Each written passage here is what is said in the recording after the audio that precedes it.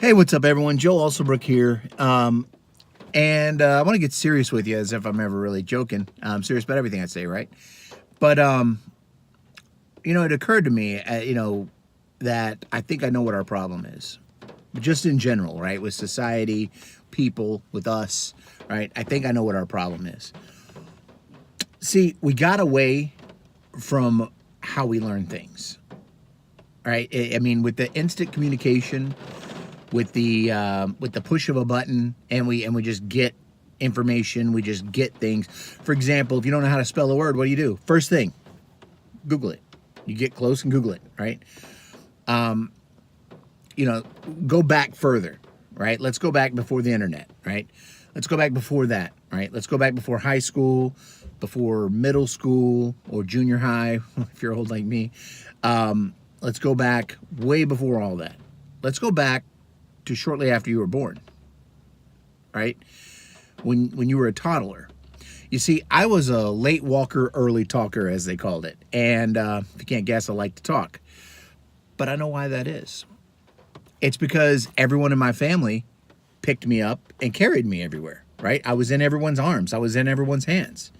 Why would I want to walk when I can just wait and someone's going to carry me? And consequently, it took me a little while to kind of, start trying to figure it out. But slowly but surely I did. And, lo and behold, I was walking. I don't remember what age. You have to ask my mom. But I'd venture to say that a lot of people have that in common, right? Where, the babies that walk early are probably the ones that aren't held as much. Maybe their parents push them a little more. Maybe, they don't have the nurturing environment, whatever the reason is. I don't care. I'm making a simple point of fact, right?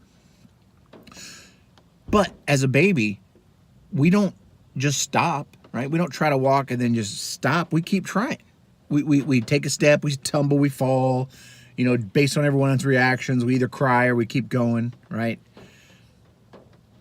Then you get a little older, right? And now you're running and you fall and you hit the little sliding glass door like I always used to do because you didn't know it was closed, right? And then you learn when you're running, you stop. You're like, wait a minute. Yep, that dang, that glass is there. I gotta open it first, right? I gotta wait for someone to open it.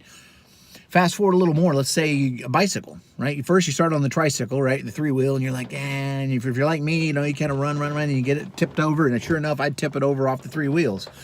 But my point is, eventually we work our way up to the bicycle, right? And with the bicycle, you got the training wheels. The longer you kept the training wheels on, the less likely you were to just go for it. I remember when my dad taught me how to ride the bike, right? He took those dang training wheels off, and because I was, doing the whole two legs on the ground and the training wheels, and he'd run behind me with the bike, holding on. I got it. Don't worry. Don't worry. I got a hold of you. Don't worry. Don't worry. Don't worry. And he let go. And I was going. Then I started going, dang, I guess Dad can run pretty fast because I'm going pretty good. And what did I do?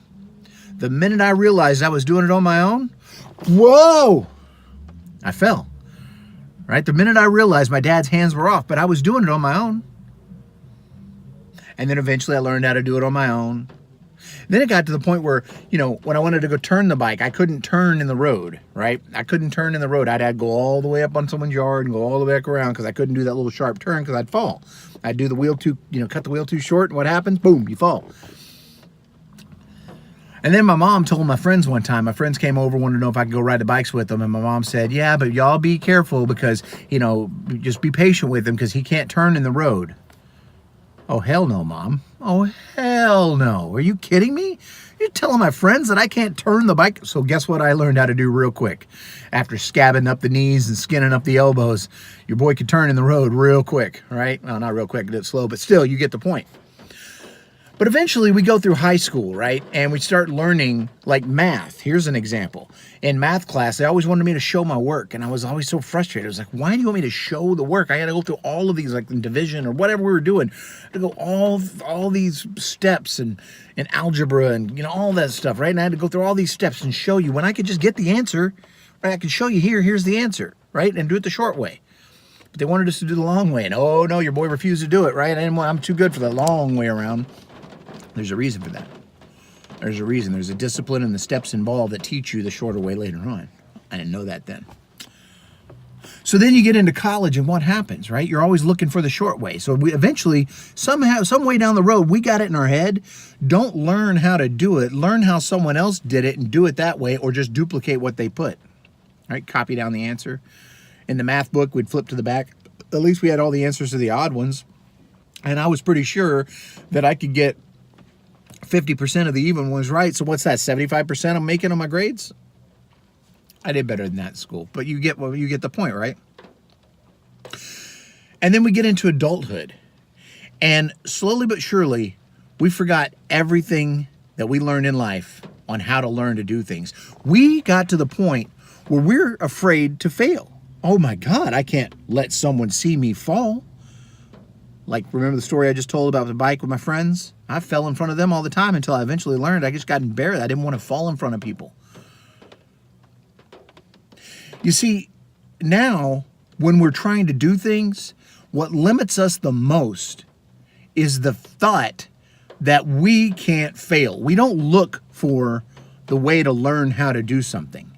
We look for the way to do it. And then we sit back on our haunches because we're like, oh, I don't know how to do that yet. I don't know how to do that yet. I'm not sure how to do that yet. I'm not ready yet. I don't have it right yet. Who the hell are you? You learn how to do it. You're ready when you take those steps. You go skin up your knees. You go skin up your elbows. That's how it's done. That's how it's always been done. And the people who make success in life are the ones who can still go out there, skin up their knees, skin up their elbows, get up, scrape off the road rash, and keep trucking.